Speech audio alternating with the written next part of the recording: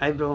நம்ம இன்றைக்கி என்ன பார்க்க போகிறோம் பார்த்தீங்கன்னா, சம்மரில் ஏசி ஃபால்ட் ஆச்சுன்னா நமக்கு எத்தனை நாள் தேவைப்படும் அந்த ஃபால்ட்டு முடியறதுக்குன்ட்டு சும்மா ஜஸ்ட்டு ஏன்னா அது தெரிஞ்சதுன்னா நீங்களே கொஞ்சம் மைண்டில் ஃபிக்ஸ் பண்ணிக்கலாம். ஓஹோ, இந்த ஃபால்ட்டுக்கு இத்தனை நாள் ஆகும் அப்படின்ற மாதிரி. இப்போ 2 விதமாக பார்க்கலாம். ஒன்று வந்து பார்த்திங்கன்னா எலக்ட்ரானிக் சம்மந்தப்பட்டது. இன்னொன்று வந்து பார்த்திங்கன்னா நார்மலான ஒரு மெக்கானிக் ஒர்க் பண்ணக்கூடிய ஒரு ஃபால்ட்டு. 2 விதமாக இருக்கும்.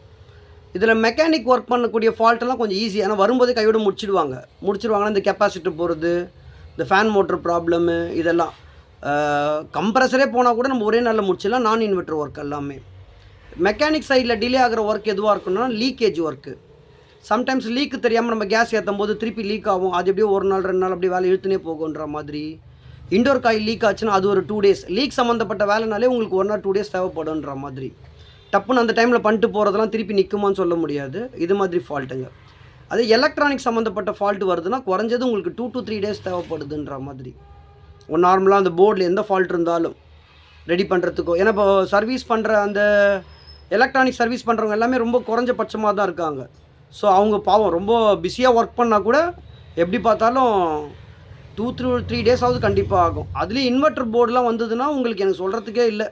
பாதி போர்டு ரெடி பண்ண முடியல, மீதி பாதி போர்டு ரெடி பண்ணுறதுக்கு எப்படி பார்த்தாலும் ஒரு 3 நாள் 4 நாள், சொல்கிறது 5 நாள் ஆனால் கூட அது டவுட் படுறதுக்கு இல்லை எலக்ட்ரானிக் ஃபால்ட்டை பொறுத்த வரைக்கும். ஏன்னா ஸ்பேர் ப்ராப்பராக அவைலபிள் இல்லை.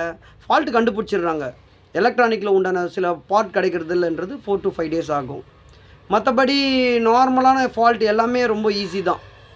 கேஸ் லீக்கு அதெல்லாமே 1 or 2 டேஸ். எலக்ட்ரானிக் சம்மந்தப்பட்ட ஃபால்ட்டு வந்தாலும் எப்படி பார்த்தாலும் நமக்கு 5 டேஸ் கிட்ட தேவைப்படுன்ற மாதிரி.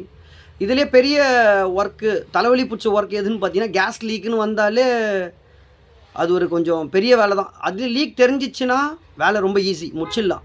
ஆனால் லீக் தெரியாமல் சில இடங்களில் பார்த்தீங்கன்னா லீக் தெரியாதுன்னா கண்டிப்பாக இருக்கிறதுலே பெரிய ஃபால்ட்டு பார்த்தீங்கன்னா கேஸ் லீக் ஃபால்ட் அடுத்தது எங்கே கண்டுபிடிக்க முடியலன்னா.